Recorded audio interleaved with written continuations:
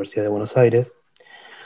También fue relator oficial del primer encuentro latinoamericano de metodología que se desarrolló en La Plata, y es el autor y coautor de varios libros sobre metodología escritos en italiano.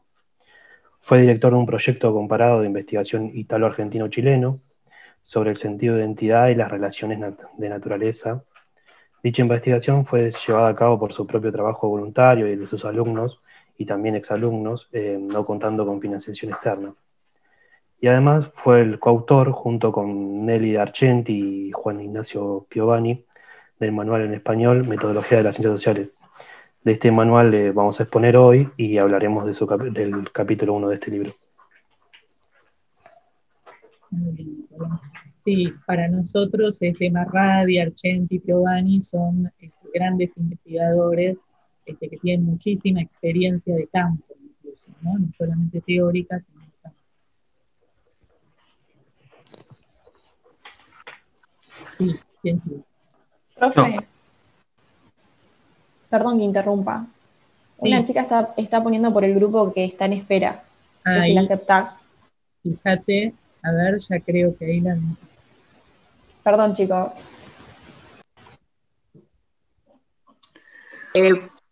Profe, ¿me escucha? Yo ya pude conectarme. Ah, perfecto. Sí, sí, Eugenia.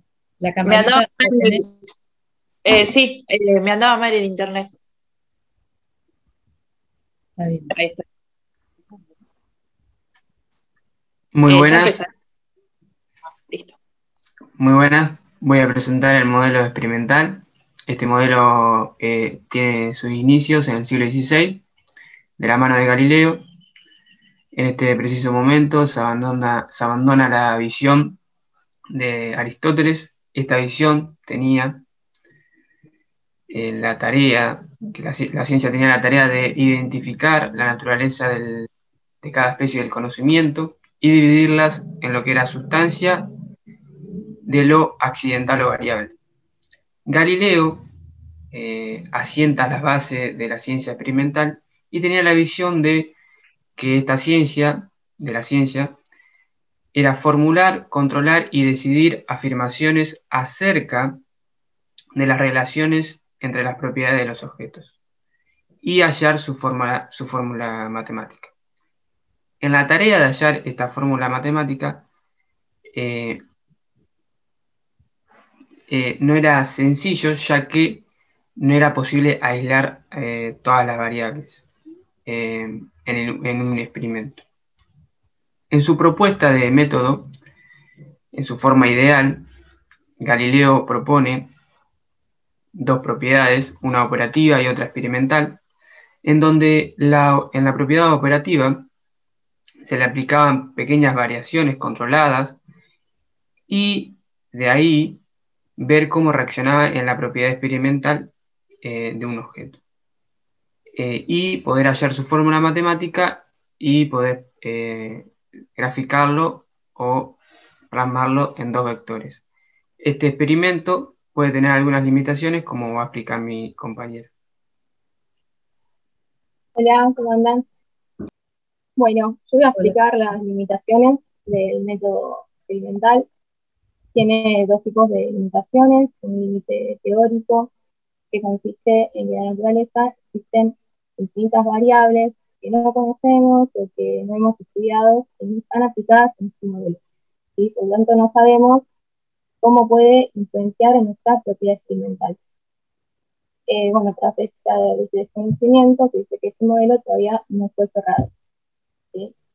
Un límite práctico es que efectivamente no tenemos el control total de nuestra variable operativa y que tampoco es posible neutralizar todas las influencias que permanecen constantes, ¿sí? Bueno, ahora voy a pasar a explicar la relación con las ciencias sociales. Bueno, en esta ciencia, dentro de ella hay propiedades importantes que no son fungibles, es decir, que no son intercambiables, como por ejemplo la raza o la edad, ¿sí? Por esto se dice que este modelo experimental es más adecuado para estudiar situaciones o investigar situaciones de relación monocausal, quiere decir de una sola causa, centrado más que nada en una investigación sobre un hecho o una circunstancia entre. Claro, bueno, acá qué es lo que está planteando el autor, ¿no? Fundamentalmente esta ruptura, ¿no? Que en un principio se intenta conocer la cuestión más de las propiedades, lo sustancial, separándolo de lo accidental. Y después empiezan a estudiar las relaciones entre las propiedades, ¿no? Pero ¿por qué primero el método experimental? Porque dentro de las ciencias naturales son las primeras que tienen, las que tienen el título de científico. Entonces, el método experimental era propio de las ciencias naturales. Cuando las ciencias sociales tienen, se nombran como ciencias y tienen ese rango, en vez de tener métodos propios, toman los métodos de las ciencias naturales y los quieren adaptar a las ciencias sociales. Lo que sucede es que como el objeto de estudio es tan diferente, lo que sucede en un laboratorio no es propio de lo que sucede en el mundo social. Entonces esos métodos se tuvieron que adaptar al objeto de estudio. Y el método experimental con la observación y la experimentación no es propio de la ciencia social. Tiene muchas limitaciones y no se lo toma como válido.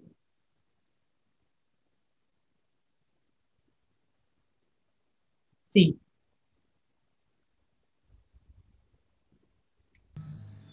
Hola, yo voy a hablar de la matriz de datos y el supuesto atomista.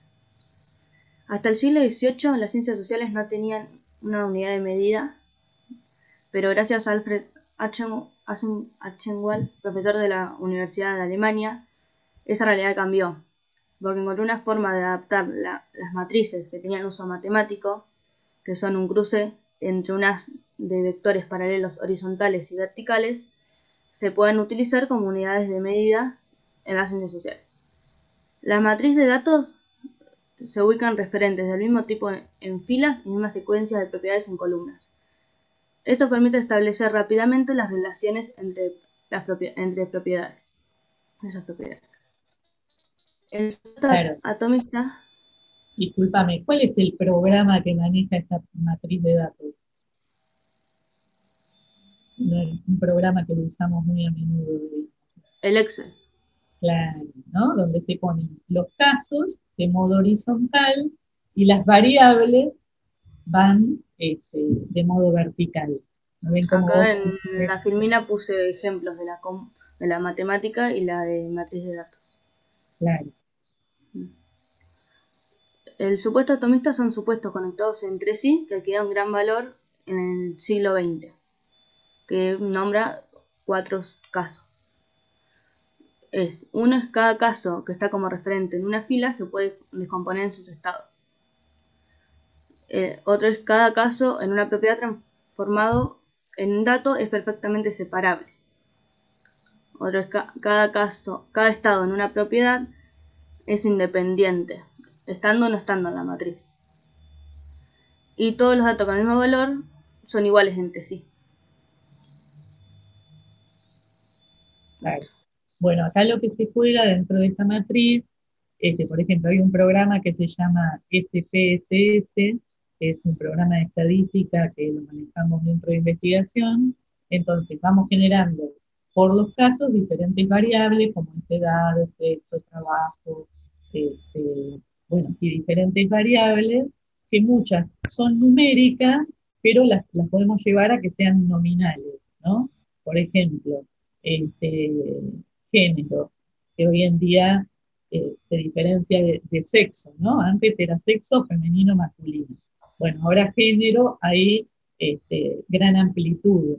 Entonces, podemos poner, por ejemplo, mujer al número 1, y lo vamos codificando para hacer una matriz de datos más simple, y después poder utilizar determinados programas que nos ayudan a poder llegar a determinados promedios y demás, ¿no? Bueno, sigo yo con el método de la asociación, que dice que en el siglo XVIII las técnicas de análisis de datos eran extremadamente elementales. También dice que en las ciencias físicas las propiedades que se medían eran todavía pocas y las unidades eran a menudo locales. No había unidad de medida específica en las ciencias sociales. Y sigue Y bueno, Mariana. como decía mi compañera, las únicas propiedades cuantitativas a disposición eran los resultados de conteo, y los economistas eran los únicos que tenían como el poder para el conocimiento para expresar esas unidades medidas en dinero. Los economistas siempre estuvieron como un poco más adelantados que los físicos, porque los físicos no tenían unidades de medida. Recién en el siglo XIX se empezaron a dotar de esas unidades de medida. Y también en ese mismo siglo se empezó a intentar medir las propiedades de los seres humanos, como por ejemplo los sentidos, como el tema del estímulo-respuesta, la reacción, el olfato, los colores y todo eso. Y recién a fines del siglo XX, la psicología logró cuantificar esas propiedades de los seres humanos. Y lo que diferencia este método del método experimental es que este método sí o sí necesita del conocimiento humano. Sí o sí tiene que estar intervenido por el humano. Y este método se llama de asociación porque sustituye al experimental en las ciencias sociales y tiene un marco de un enfoque estándar. Claro, entonces fíjense, acá a partir de la matriz de datos en ciencias sociales pudimos empezar a utilizar un método cuantitativo, ¿no? Nosotros utilizamos método cuantitativo y cualitativo. Este cuantitativo, fundamentalmente utilizando el Excel o un programa completito que se llama SPSS, y permite asociar las variables y darles un valor numérico. Entonces, cuando hablamos de los tres casos que presenta Marradi, uno es el experimental, que es propio de las ciencias naturales. El otro es el método cuantitativo o el método de asociación, ¿no? Y ahora va a venir el tercer método, porque en algunos momentos se confunden. Sí. ¿Agrego algo más al texto? Sí. También dice que a fines del siglo XVIII estuvieron listos para intentar imitar el modelo de la ciencia galilea, ya prevaleciente en las ciencias físicas. Y también se empezó a usar las tablas bivariables, que eran para las técnicas no cuantitativas. Claro. Bueno, pero este justamente es el método cuántico, ¿no? Después va a venir el método que es de no asociación y cualitativo. Es un método que utilizamos muchísimo porque nos permite acercarnos a las personas y ver cuál es la visión que tienen acerca del mundo, ¿no? Acerca de la educación, acerca de determinados sentidos que le otorgan a sus prácticas. Pero este método de asociación lo utilizamos mucho, es fundamental, y es una forma de poder traer lo cuantitativo a las ciencias sociales. Sí. Bueno, primero que nada, buenos días. No sé si se escucha bien, tengo camiones atrás.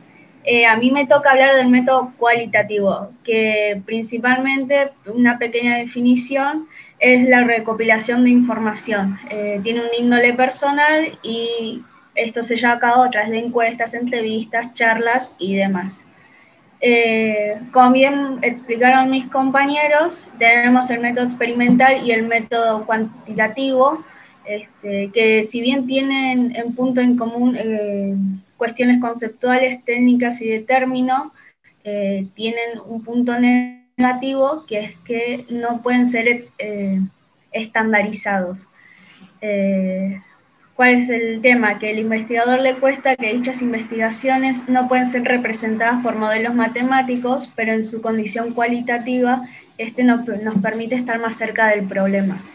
Y a continuación voy a nombrar una serie de cuestiones negativas que tienen en común estos dos modelos. El primero es que el investigador no suele ponerse en el lugar del sujeto a experimentar. Esto, profe, no sé, corríjame, pero lo entendí más o menos de esa manera, el primer punto. Con segundo lugar, es que el investigador debe ser objetivo y no tiene que modificar el sujeto a investigar. tercer lugar, que esto conlleva, el investigador busca que algo mínimo, buscarlo algo general. Un ejemplo que se me ocurrió para entender esto es que un experimento en 100 personas no lo puede llevar a estandarizar a una población entera, porque eso no es así.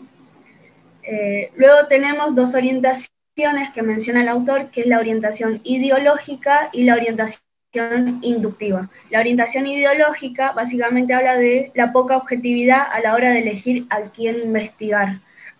Y la inductiva es la preferencia individual que el investigador busca llevar a general.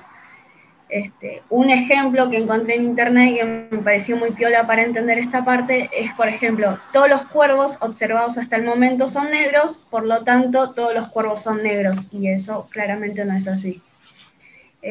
Bueno, la fuerte contextualización nos lleva a que el investigador busca las ganas de hacer una hipótesis general, hace que las variables pierdan solidez, que sumados se pueden sumar causales lineales que modifican esta conclusión, y que la verdad singular no puede ser tomada como una verdad general.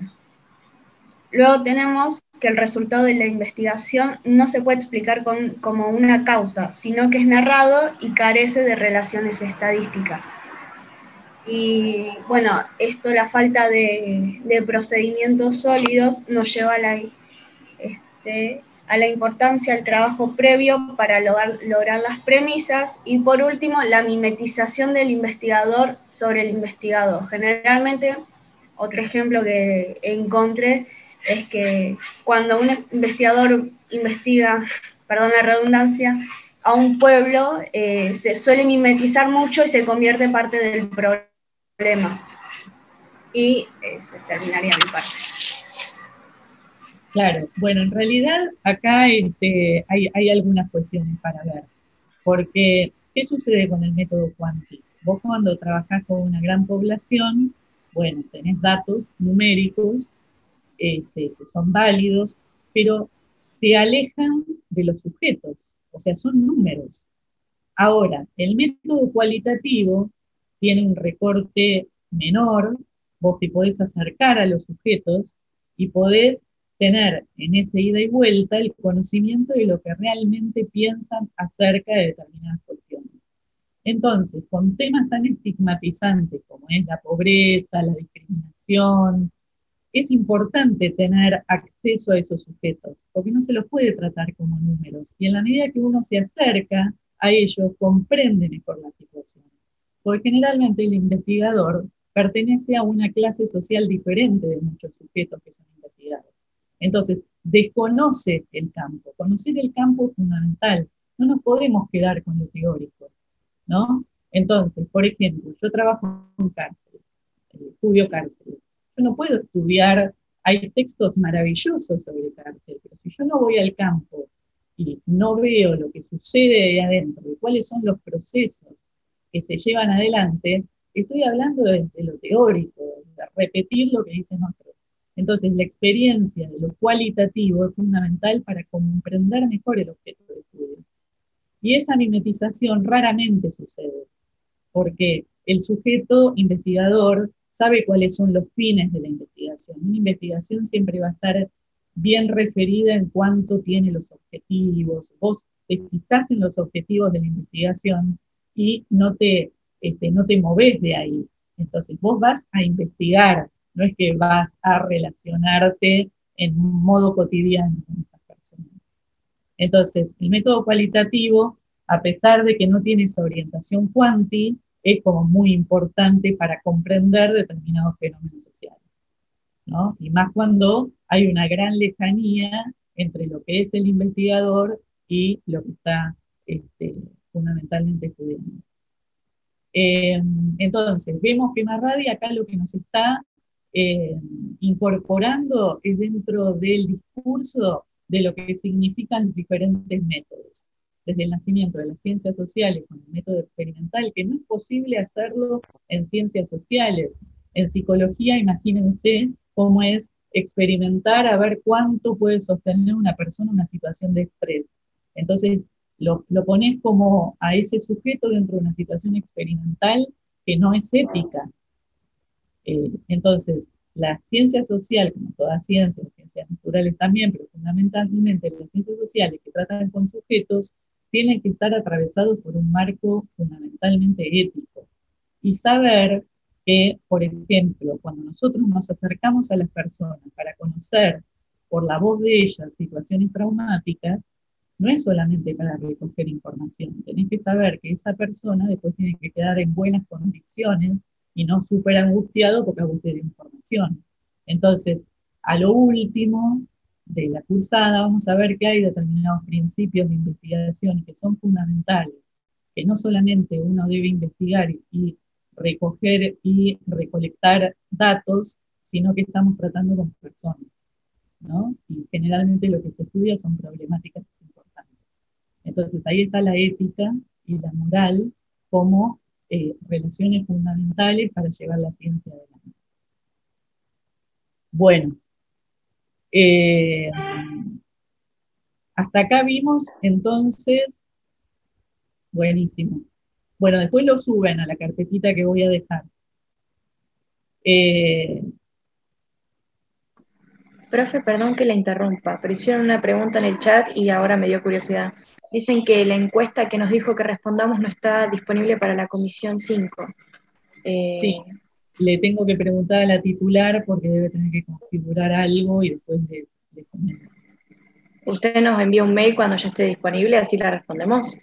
Sí, sí. Buenísimo, gracias. Creo que tengo acá otro mensaje.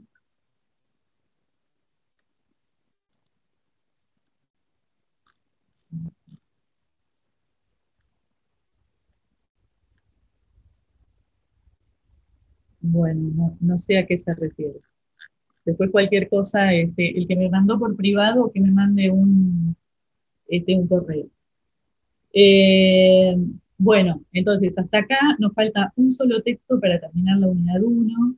Recuerden, esto que les digo siempre, los test de lectura, como son múltiple choice, son más particularizados, porque tienen que elegir 4 opciones que son muy similares, entonces requiere de una lectura un poco más profunda. Que eso se rompe esa lógica dentro del parcial, ¿no?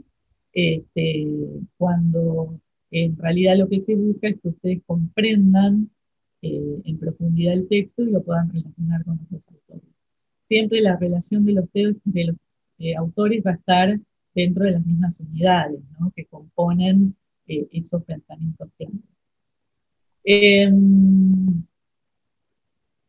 Acá se están hablando sobre otras cosas.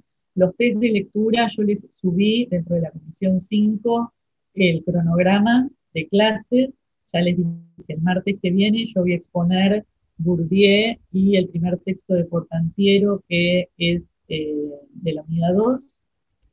Y el viernes tienen que exponer el grupo 3 y el grupo 4. Vamos a quedar así. El grupo 3 va a exponer Bourdieu y el grupo 4 Portantiero. Bueno, y creo que no tengo más nada para decirles. Acá, a ver, hay otras preguntas.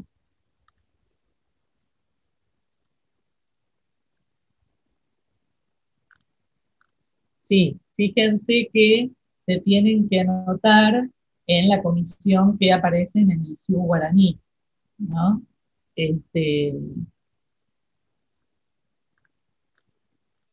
Y nadie puede estar sin grupo. La materia se promociona haciendo trabajos grupales, así que, por favor, el que no está agrupado, que se comunique con alguien, ingrese dentro de ese grupo y después me avisan.